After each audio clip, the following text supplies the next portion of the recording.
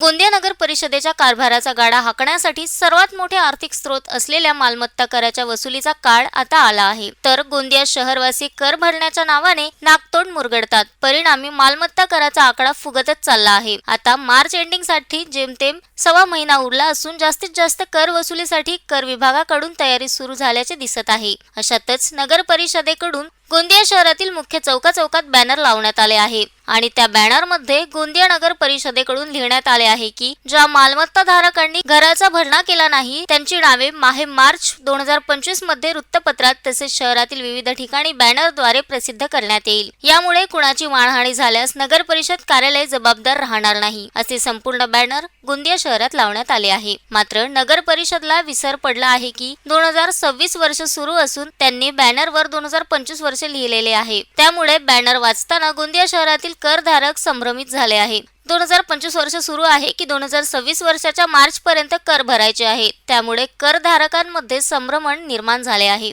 तर हे बॅनर गोंदिया शहरातील चौकात 8 दिवसापासून लागले आहे। मात्र एवढी मोठी चूक होऊन सुद्धा नगर परिषदेने यामध्ये कोणतीही सुधारणा केली नाही। त्यामुळे नगर परिषदेच्या कारभारावर गोंदियाकरांमध्ये शंका निर्माण झाली आहे। Sunil Kawade, the sting operation news, Gondia. The sting operation news, सत्याचे दुसरे नाव, अन्यायावर लेखणीचा घाव।